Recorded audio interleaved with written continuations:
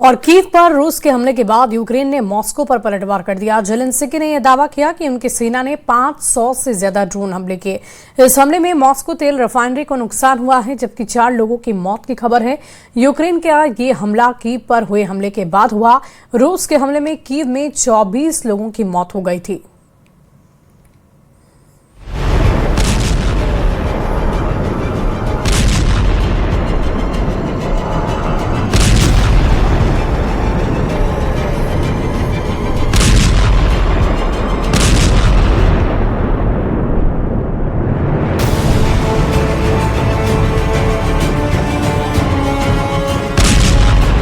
Ukraine ने Moscow को जलाना शुरू कर दिया है।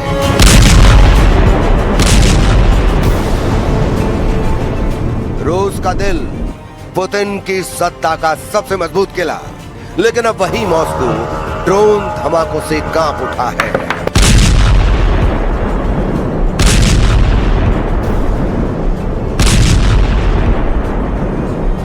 आसमान में आग, सड़कों पर सायरन, एयर डिफेंस की अंधाधुंध फायरिंग और रूस के भीतर अब तक का सबसे बड़ा यूक्रेनी ड्रोन हमला।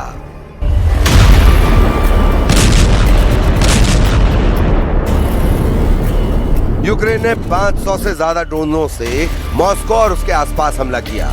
ऑयल डिपो, एयरबेस, सैन्य ठिकाने, सब कुछ निशाने पर थे। लेकिन इस हमले के बाद दुनिया के सामने सिर्फ एक सवाल खड़ा नहीं हुआ, बल्कि कई खतरनाक सवाल उठ गए हैं।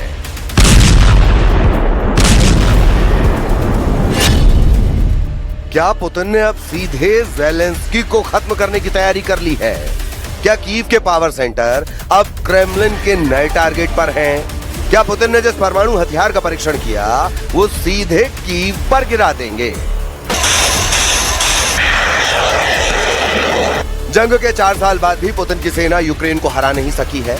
हालात ये हैं कि 3 महीने में रूस की सेना जितनी बढ़त हासिल करती है, सिर्फ 1 महीने में ही ज़ेलेंस्की की सेना हिसाब बराबर कर देती है।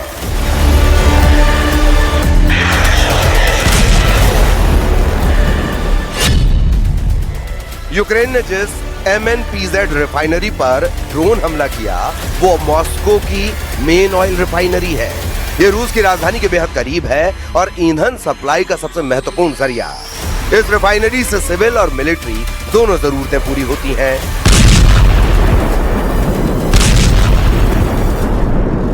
इस रिफाइनरी पर अटैक से रूस की ऑयल प्रोडक्शन और लॉजिस्टिक्स पर असर पड़ सकता है, जो फिलहाल युद्ध के लिए बेहद जरूरी है।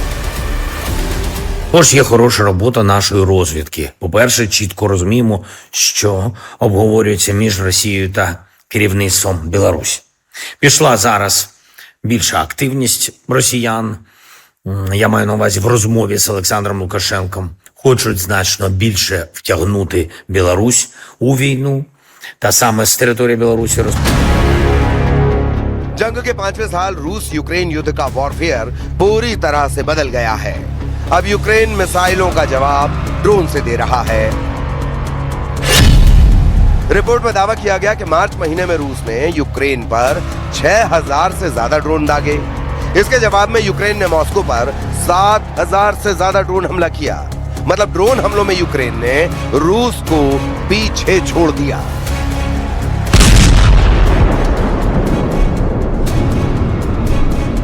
हालांकि अप्रैल में रूस ने यूक्रेन पर ड्रोन हमलों की बम्बार्डिंग कर दी। ज़ेलेंस्की ने दावा किया कि 13-14 मई के दौरान रूस ने 1500 से ज्यादा ड्रोन और 50 से ज्यादा मिसाइलें कीव और आसपास के इलाकों में दागी। रूस ने यूक्रेन पर ऐसा हमला किया जिसने पूरे युद्ध की दिशा बदल दी। कीव की रात को आग के समंदर में बदल दिया। यूक्रेन के ऊर्जा ढांचे, एयर डिफेंस सिस्टम और सैन्य कमांड नेटवर्क पर लगातार हमले हुए। लेकिन सवाल है कि रूस के इन हमलों का मकसद क्या था?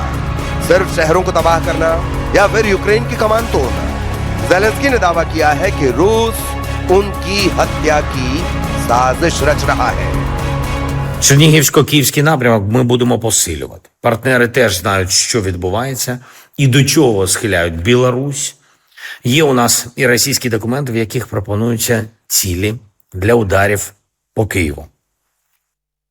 Удари по Києву і по інших наших містах, по політичних та військових об'єктах.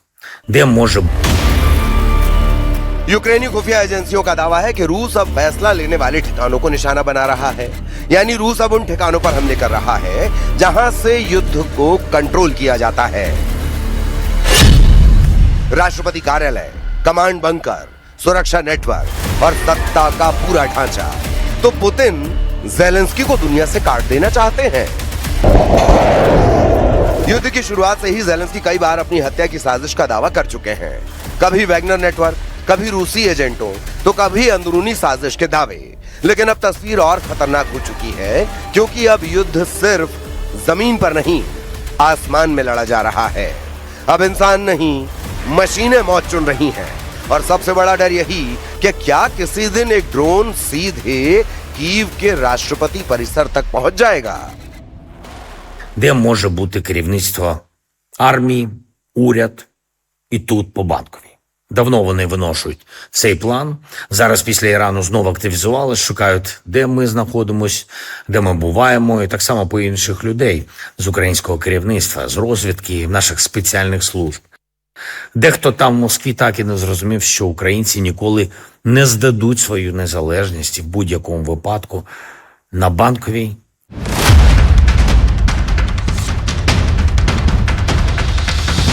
मॉस्को पर यूक्रेन का हमला सिर्फ बदला नहीं था, वो एक संदेश था। अगर कीव जल सकता है तो मॉस्को भी सुरक्षित नहीं। यूक्रेन के ड्रोन अटैक के बाद रूस के अंदर कई एयरपोर्ट बंद करने पड़े। एयर डिफेंस सिस्टम पूरी रात एक्टिव रहा और मॉस्को के लोगों ने पहली बार महसूस किया कि युद्ध अब उनके दरवाजे तक पहुंच चुका है।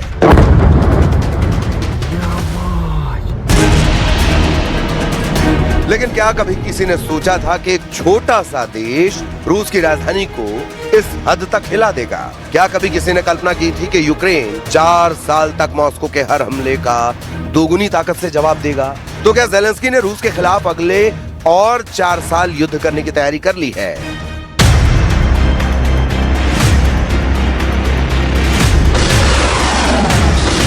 लेकिन इस जंग में पुतिन भी पीछे हटने के मूड में नहीं दिख रहे। खुफिया रिपोर्ट के मुताबिक रूस के पुराने मिसाइल स्टॉक तेजी से खत्म हो रहे हैं और अब नई बनी KH-101 क्रूज मिसाइलें सीधे फैक्ट्री से युद्ध में भेजी जा रही हैं। यानी हथियार भी बन रहे हैं और तुरंत दागे भी जा रहे हैं। तो क्या रूस अब युद्ध के दबाव में जंग लड़ रहा है? क्या लंबा युद्ध पुतिन पर भारी पड़ रहा है? क्योंकि दूसरी तरफ अमेरिका ने रूसी तेल से जुड़ी राहत हटाकर आर्थिक दबाव और बढ़ा दिया है। रूस का बजट घाटा बढ़ रहा है, प्रतिबंध बढ़ रहे हैं। बावजूद इसके पुतिन लगातार अपने सुपर वेपन दिखा रहे हैं।